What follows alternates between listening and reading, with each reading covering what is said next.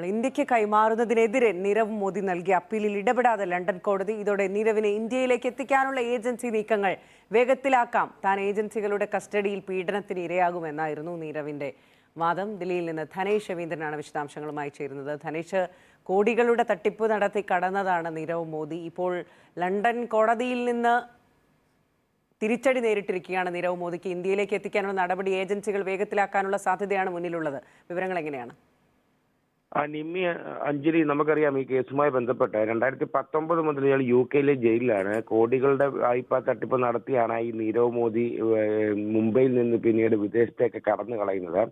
ഈ CBIക്കാണ് ഈ കേസുമായി ബന്ധപ്പെട്ട അന്വേഷണ ചുമതലയും ഇയാളെ ഇന്ത്യയിലേക്ക് എത്തിക്കാനുള്ള നടപടികളും നീക്കങ്ങൾക്കുമൊക്കെ തന്നെ ഇത് നൽകുന്നത് CBI ആണ്. High court of justice Kings bench division ലണ്ടനിലെ കോടതിയിലാണ് ഈ ഇന്ത്യയിലേക്ക് നാട് കടത്തുന്നതിനെതിരെ അല്ലെങ്കിൽ ഇന്ത്യയിലേക്ക് കൊണ്ടുപോകുന്നതിനെതിരെ നീരവ് മോദി ഒരു അപ്പീൽ സമർപ്പിച്ചിരുന്നത്. പ്രധാനമായി ഇയാൾ പറയുന്നത് ഇന്ത്യയിലെ അന്വേഷണ ഏജൻസികളുടെ ചോദ്യം ചെയ്യലിനിടെ താൻ കടുത്ത പീഡനങ്ങൾക്കിരയാക്കാൻ സാധ്യതയുണ്ടെന്നും തനിക്ക് സുരക്ഷാ പ്രശ്നങ്ങൾ ഉണ്ടെന്നും അതുകൊണ്ട് തന്നെ ഇതെല്ലാം ഇയാൾ നാട്ടിലേക്ക് കൊണ്ടുപോകാനുള്ള നടപടി, അതായത് ഇന്ത്യയിലേക്ക് എത്തിക്കാനുള്ള നടപടി പുനഃപരിശോധിക്കണമെന്നും ആവശ്യപ്പെട്ടായിരുന്നു നീരവ് മോദി ഇത്തരത്തിലൊരു ഹർജി നൽകിയത്.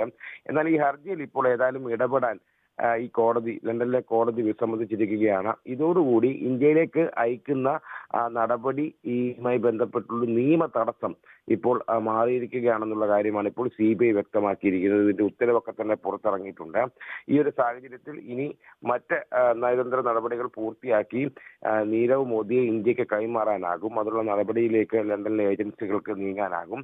അങ്ങനെയെങ്കിൽ നീരവ് മോദിയെ ഇന്ത്യയിലേക്ക് എത്തിച്ച് കൂടുതൽ ചോദ്യം ചെയ്യലിലേക്കും ഈ ബാങ്ക് വായ്പ തട്ടിപ്പുമായി ബന്ധപ്പെട്ട് ഉള്ള നടപടികളും സ്വീകരിക്കാനാണ് CBI ഉദ്ദേശിക്കുന്നത്.